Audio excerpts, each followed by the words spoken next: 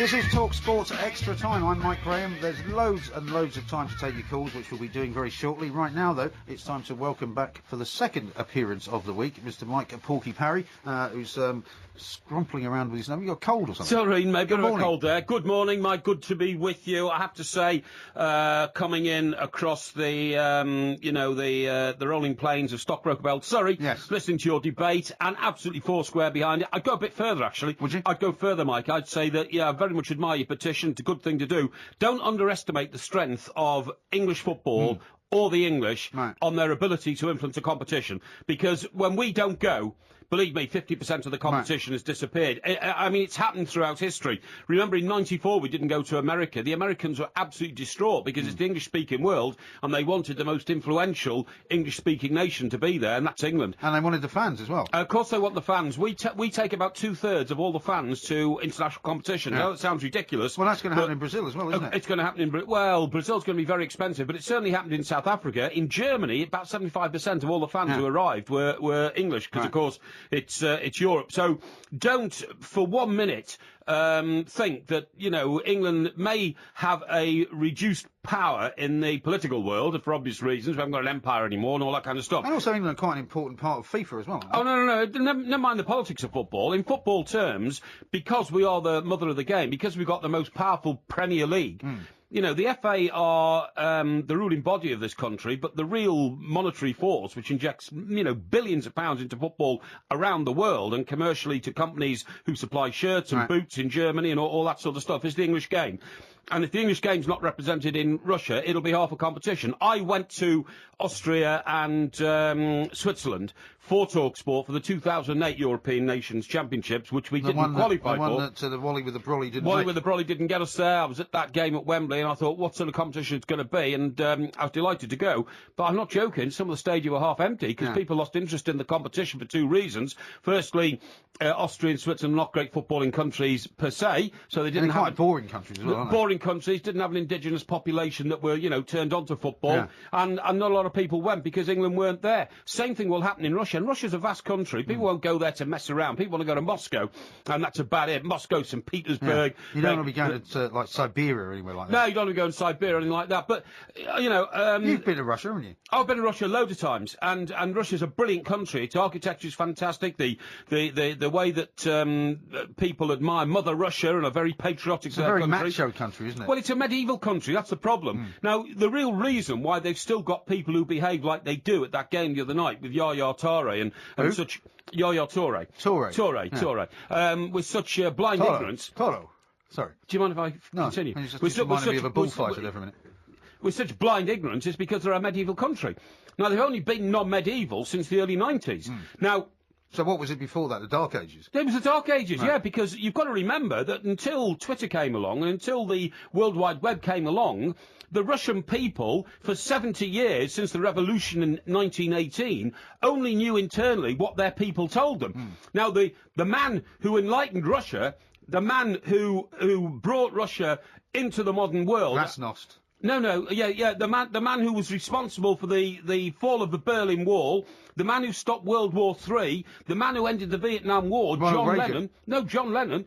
John Lennon didn't end the Vietnam War. Yes, he did. He did. How did he end the Vietnam War? And John Lennon brought the Berlin Wall down as well. He didn't. Yes, he did. Rubbish. No, you don't understand. Ronald Reagan brought the Berlin Wall down. Why do you think? Remember his quote, "Mr. Gorbachev, tear down that wall." Yeah. That's what he said. He said, John Lennon didn't say it. Mr. Gorbachev, for every ruble you spend, I will spend $10. And that was the end of Gorbachev. But the point is, you've got to remember, there was a Beatles record called Back in the USSR. And that was What album was it on? Sorry? What album was it on? It was the first track of the White Album. Okay. And it was the, that was, Lennon's statement that you can't have places like Russia anymore. Now, the reason that Russia rebelled against communism was when they started... I'm sorry, you're losing me here. What has this got to do with Russian football fans and the end of the Vietnam War? What else on earth are you going on about? If you just shut up for a minute, I'd tell you what I'm saying. We'll get there in the end, I've got to go home at 6 o'clock. The reason that people behave like they do in Russia, it was a medieval country. The man who brought them out of medievalness was John Lennon. How?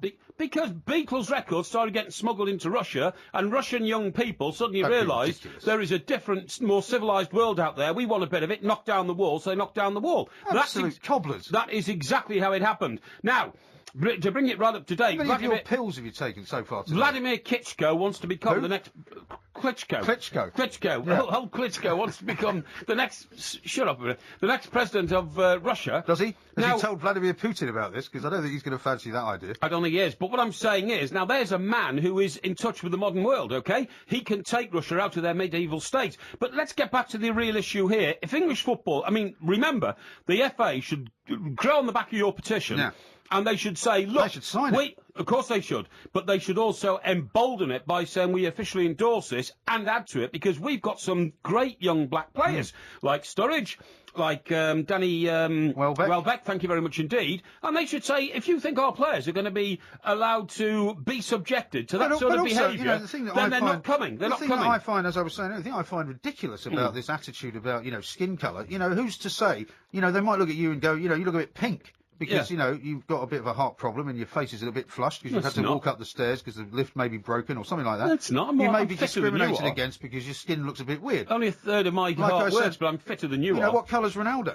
Yeah. Well, he spends half a day in the tanning salon. Suddenly he's going to get monkey chances. You've got to remember, because they were a closed medieval country for so many years, they don't have black people in Russia. That is why they find it so difficult to accept them as a different culture. Yeah. You're quite right, I would say they're 60 or 70 years behind the times, probably longer. I mean, they're 200 or 300 years behind America. They are. Because black people in America have been there for the obvious reasons for a good 300 years. So in that respect, Russia are not a modern country, should never have got the World Cup, obviously, of course they shouldn't. Because they don't know how to behave in a civilised world. And this is why the pressure has to now be put on them to totally stop this kind of behaviour from going on at the World Cup. I totally agree, and we could threaten not to go. I think Yoasow has been very brave here as well, because he stood and he said, look, it's not going to happen. And the thuggery that was exhibited there, you can't stop that thuggery, because you made the other points earlier on, that it's not just racism, homophobia is massive in Russia. Yeah. So what I'm saying is, how are you going to change that mindset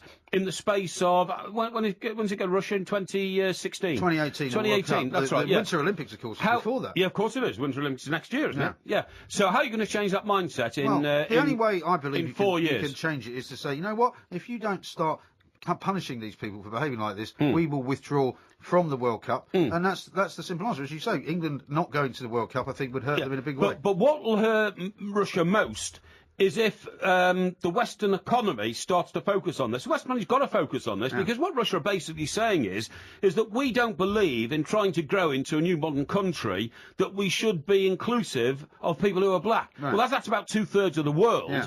They're basically saying we're going to be insular. Yeah. And so the Western world should say, let me finish. Do you mind if I can speak once in a while? So the Western world should say, you want to be insular, you be insular. We're not doing business with you. We are not doing business with you, because anyway, it's incredibly difficult to do business in Russia, as any businessman there will tell you. Did you do any business in Russia when you were there? Yeah. How much business did you do? It's a good story, this, Mike. So I go into a hotel just off Red Square. I think it was the Hyatt, but I'm not allegedly. Could be any kind of hotel. Could have been any hotel. And it was the day I was coming home after the Champions League final. I met a couple of Everton fans. This was Man United-Chelsea, right? Man United-Chelsea, absolutely right. Yeah, very dramatic one. Met a couple of Everton fans. Don't know what Everton fans were doing there. So it must have been maybe when England played there. England played Russia. You don't even know what it was then. Well, I've been there a few times. We haven't got a lot of time here. It would be good if you could remember the date. I've been there quite a few times. Yeah. Anyway, point is, I said, hi lads, how you doing? And in the hotel, I ordered a bottle of Pinot Grigio and a couple of sandwiches. The boys... Sandwiches? Sandwiches. In Russia? Yeah, the boys wanted a sandwich. So I said, yeah, okay, I'm sorry. So anyway, they bring you this bill, don't they? It's in rubles. And I said, how much is that? She said, it came to about 70 quid, which is expensive, but it was a five-star hotel. Sandwich. Yeah. Well, there was a couple of sandwiches, a couple of bottles of wine, I think. We were waiting for a bus to take us back to the airport, and that's another story, because the bus driver didn't know where the airport was, and he was driving around the Russian version of the M25 for 2.5 hours looking for an airport. I mean, airports are quite big places. You know, you're able to see planes flying in and out. But anyway, to get to the bill story, I signed it thinking it was 7 rubles. About 3 weeks later, of course, the Barclay bill arrives. I've been charged £725. Oh, really? Bottle of Pinot Grigio, is there any two part sandwiches. of that afternoon you don't remember? Well, what I'm saying is, I got ripped off on the old exchange rate, and the girl who made me must have known. Is that what you told the people here? Well, I had no defence. Why don't you tell us the real story? No, What did you spend the 600 rubles on? No. I was ripped off, honestly. Was her name Sophia? No, I was thieved, honestly. Thieved. We got to stop this madness because we've got loads more to do. Porky Parry and me, Mike Graham, up next. Talk Sport, on air, online and on TV at Freeview Channel 723. Crazy, but that's how it goes. Millions of people living as home. I don't know why they keep playing that music, Crazy by the fun-loving criminals, that is, and you probably haven't ever heard of them. Fun-loving criminals. Yeah. I mean, I kind of resent the reference, first of all, to the name of the band, and also to the title of the song. I can only assume that the guys behind the glass think that we're nuts and potentially criminal. Well, I don't know, mate. A lot of these new groups just go whoosh straight over They're my not head. really a new group, actually. Are they? No. Okay. I mean, there have been a few bands since the Beatles. Oh, yeah, I know. Oasis. Yeah, they've split up, by the way. Oh, have they? Right, okay, yeah. They didn't stop the Vietnam War either. Now, listen, let's talk about Crystal Palace, because once again, as people will know, who have regularly listened to our little to-do here, I'm going to accompany you to Crystal Palace. I haven't quite yet worked out how I'm going to get there. I may have to get a car organised because, I'm not... Look, don't even worry about that. I've looked at the map and I'm not sure exactly where it is. Anyway, the point is... Is that your biggest concern? Don't worry, I'll make sure you get there. It is. Yeah. My point is, the curse of Porky continues. Ever since you've mentioned we're going to Crystal Palace, it's all going horribly wrong. They lost to Fulham 4-1 on Monday night, last time you were here. Now, they haven't got a manager. No, I haven't got a manager, no. I do feel a bit sorry for Ian Holloway, and he was... people said, incredibly gracious in stepping down and all that. Well, hang on. I think it was very dignified. Well, dignified, but I felt a bit uneasy about it. Sitting next to the chairman, the man who's just sacked you, and saying, he wasn't sacked, though. He's a great guy. Well, he was forced out, wasn't he? He's a great guy. Is that your Somerset accent? That's Ian Holloway's accent. He's a great guy. This is a great club. That's why I'm leaving. This club's bigger than me, as has just been exhibited, because I'm now going through the exit door. I mean, that was the thing. Well, but it was not quite like that. Has it ever occurred to you, by the way, that these football managers? I mean, because they're saying now that Tony Pulis might be next to come in. Pulis spent about 6 years, I think, at Stoke or something like that. Was it that long? Yeah, so he's probably got a house in some nice part of Stafford or somewhere like that, or maybe Rugby. Rugeley. Well, Rugby's a bit further away, but somewhere in Staffordshire, something like that. So he's now got to move to Surrey, really, because Crystal Palace is in South London, Croydon. I suppose it's not ideal, is it, to commute from the north of London? Oh, no, he wouldn't. But what I'm saying is, it's a very mercenary business being a football manager, more so than being a player, because when a player, you know that it's only going to last 10 or 12 years, so you can actually, like Andy Townsend did, once he got players move around an awful lot, don't they? Well, yes, but what I'm saying is, that's only for about 12 years. Yeah. So Andy Townsend, for instance, when he signed for Villa, and he was captain of Villa, and they won the League Cup, he thought, right, that's it, and put his base down in the Midlands. Right. Still got his mansion in the Midlands, right? But anything else he does now, he spins around it like a bicycle wheel. That's because that's where everybody else does. But Pulis will have to move. Now, point is, moving house is traumatic, and it reminded me, Mike, of some of the moves that you've made in your lifetime, which... Why do you want to talk about me? What's it got to do with Ian Holloway? Well, because frankly, some of the tricks you've pulled in house moving are quite despicable. I haven't pulled any tricks. Well, I've moved on occasion because I've had to relocate for one reason or another. Well, you had to relocate once because you bought a house in Wiltshire and discovered somebody had pulled a flanker on you and sold you a house on the floodplain, and after about the 15th time it flooded, you decided to get rid of it. 15 times? Well, hang on, you tell me this. You then sold it knowing that it was liable to flooding to some other Everybody knew that it was liable to flooding. Except the person who bought it. No, they did know. Oh, yeah, well... We told the estate agent. I don't know if the estate agent told them, Well, how come next time you went round there to check on something about the house or something like that, you were chased down the street by the people who bought it? No, that's not right either. Yes, it is. No, that is not right at all. That's what you told me at the time. The problem with the house sale, right, first of all, was that I was in the midst of a bit of a delicate domestic situation. Oh, you mean, sorry, your wife had got a little upset with your lifestyle?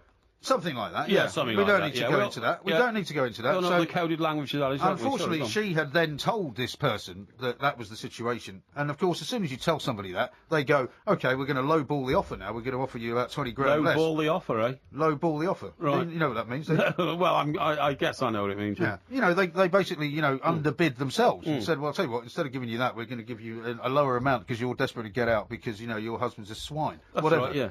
She gave them chapter and verse. I was like, Why are you telling all this? Spent an hour telling them what an absolute disgraceful individual you were. Absolutely, and how, I'd driven them out. Nobody blame her. Anyway, so they knew about the flooding. It was unfortunate. The insurance company called it an act of God, right? We got insurance. We rebuilt the part of the house that was flooded and made sure there were more defences up. Unfortunately, and this is the bit where it gets a bit weird, they did buy the house and they knew about the flooding because there was no way that they couldn't have known. Why would anybody buy a house that floods? I don't know. Maybe they wanted to make them. a water feature. No, they were not misled. Absolutely not. Make a water feature. Anyway, my daughter and my son decided we were visiting friends a couple of years later. And they said, Dad, it'd be great to go down and check out the old house. And I went, okay, well, we'll go down and check it out. Unfortunately, it was like a war zone because there'd been another flood and there was a digger. There you go. And my daughter said, I'd like to go in and just look around. I said, well, I'm not sure it's a very good idea, actually. And I said, don't reveal that you used to live here. Don't go anywhere near it. Because, and of course, the woman guessed immediately that this was, the girl that used to live there. And she went absolutely bonkers. Yeah. And she did come running out and accusing me of selling her a house that flooded. And I said, look. Which you did. I told your estate agent that the house was liable to flooding. I don't know, you live with yourself. What about a previous house? What's it got to do with me? What about a previous house you had in New York? What's it got to do with me? But what it's got to do with you is that you were absolutely disgracefully... No. Well, I'm not going to put a big sign up saying, this house floods, am I? And despicably out of order in selling people houses of floods. And what about a previous house? Caveat emptor is what I'd say to you. What you know what that means? Yeah, of course I know what it means. What does it mean? I'm not getting into... What does it mean? Mike, Caveat emptor. You're supposed to be a grammar school scholar. Hang on. Latin. Buyer beware. Yes. Now, what about the house in New York? What about it? Well... The one that you were supposed to rent from me, you mean? Oh, no, mate. No. I tried to bail you out. The one that I had to hand the keys back to the bank because you said when I came back to England you'd rent it from me. And then you decided to move to Washington and I couldn't rent it to anybody else. Is that the flat you're talking about, the house you're talking about? Well, are you talking about these keys you handed back to the bank? Or the keys that disappeared in the bottom of the East River? And just for the benefit of our listeners, by the way, when you throw a set of keys in the East River... all these houses? When you throw a set of keys in the East River... I did not throw them in the East River. The East River is about 10 times the size of the River Thames. It surrounds Manhattan. Yes, it is. It goes down one side of Manhattan. Half the size of the River Thames. No, it's not. It's about 10 times wider. If you go to Staten Island on the Staten Island ferry, you find out how wide it is. Now then, that's not the East River. It's the junction of the East and the Hudson. You know what I'm talking about. Now, what I'm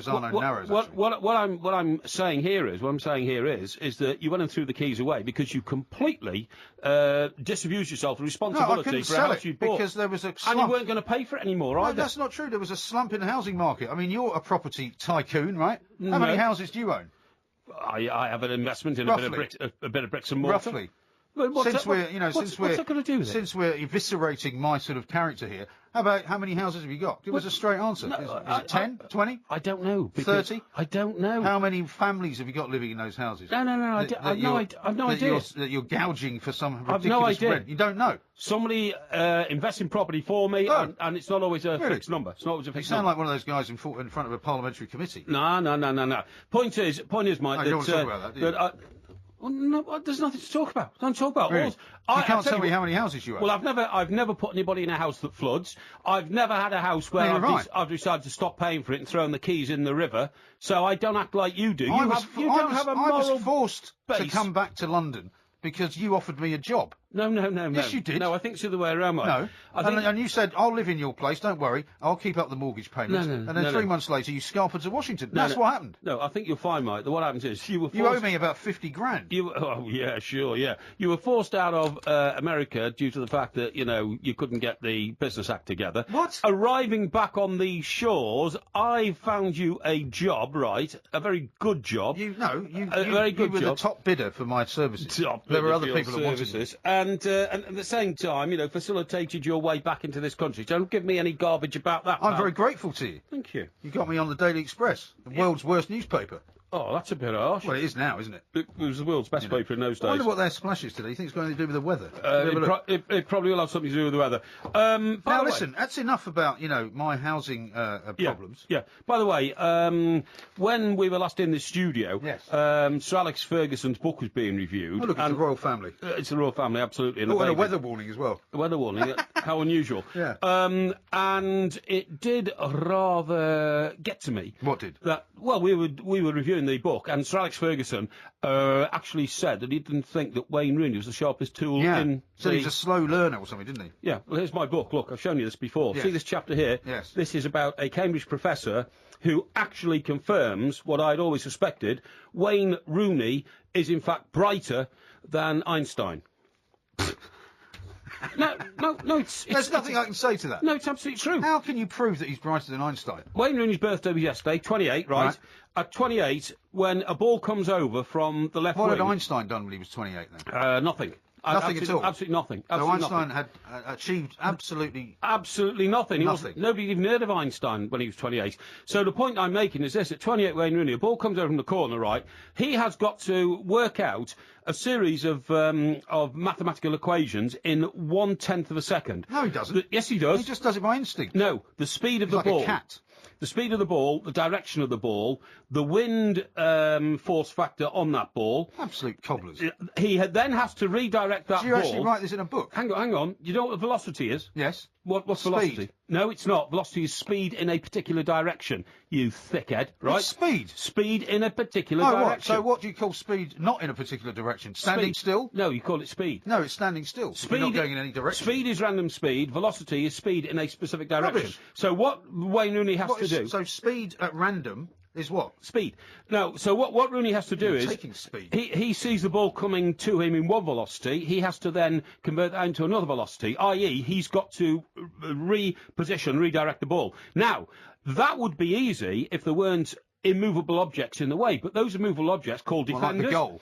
Exactly, called goalpost, goal bar, defenders and goalkeeper are all in his way. So what is he playing against a team of Sabutio players that don't move? So he's got to work out how to redirect that ball and pass. I hope he does it quicker than you can explain it, because I'm getting very bored with this. Pass the immovable objects, right? All in the space. The of immovable defenders. Yeah, who don't move. All in the space of one. Well, they don't in 1/10 of a second. It's not Stoke he's playing, is it? All in 1/10 of a second, and that means, and look at my book here, it proves it. The named professor from Just Cambridge. because you've written it in a book doesn't mean anything. The book's called Rooney Tunes, by the way, available at all good. I wouldn't bother with it. Bookshop, but it was written in 2010. It's not on the same shelf as Sir Alex Ferguson's autobiography, is it? Hang on, 2010, when he was supposed to be the star of the World Cup. But it proves that his brain is actually more efficient than that of Einstein. Absolute rubbish. Proves it. Absolute rubbish. Now, let me ask you this.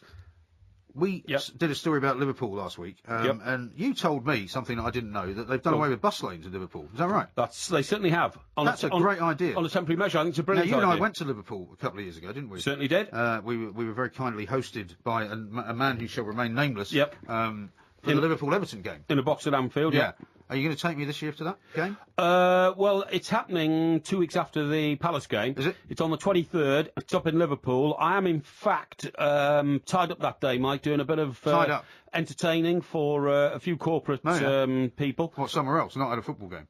No. Well, it's in the city of Liverpool before the game. Oh, I see. Because it's 12:45 kickoff, you see. All right. So I should be up there till the crack of dawn, hosting a breakfast, hosting a brunch, going to the game, hosting a bit of a post-match drinks party, and all that sort of There's stuff. no point giving me all that if you're not inviting me. I'm not inviting you, no. All right. Definitely not. Now, here's another thing that I spotted over the weekend. Did you watch Match of the Day 2? No. I don't think that's the tune, is it, for Match of the Day 2? I don't know, I think actually. they change it. Yeah. They've got that guy on it whose name I can never remember. Okay. And they had Dion Dublin was a guest. But they had this weird thing, and somebody pointed out to me on Twitter that they've obviously been taking advice from you. They were standing on the pitch for some reason. Right. It was the Spurs game, I think, Spurs-Aston Villa. And they had a TV on a stand. Right. Between the commentators. Yeah. Ridiculous looking. It was a TV just sitting there on a stand. What was on the TV? The game. Oh. But they were on the pitch, but the TV was like on a trolley. Right, okay. Why did they do that? Was the game going on at the time? No! Well, so what were they watching? The game was over. I see, they're watching a replay of the game. Yeah. Les Ferdinand and Mark Chapman were the other guys. Oh, okay. So what am I supposed to say to this? Well, you're supposed to tell me why anybody would think of putting a TV on a football pitch to discuss the game that has just happened on that football pitch. Well, if they were doing it from a pitch trolley. side, I mean, a lot of people think that pitch side's atmospheric. I have heard, by the way... There was nobody on the pitch. I have heard that the cost of broadcasting in Brazil is going to be so enormous that some TV organisations... We're doing it from Iceland, presumably, are we? No, I don't know we are. Some TV organisations are can't even afford... Well, they can afford to, but they're not prepared to invest in the cost of a studio, so they're doing everything from pitch side, so they don't have to book a studio room. And the only only thing I know about TVs on trolleys are I was the first one to invent the mobile trolley, push a TV into your bathroom so you could watch TV So you in can the bath electrocute yourself while you before watch I got my Coronation Street. bathroom rewired for That's enough. modern That's day enough. television.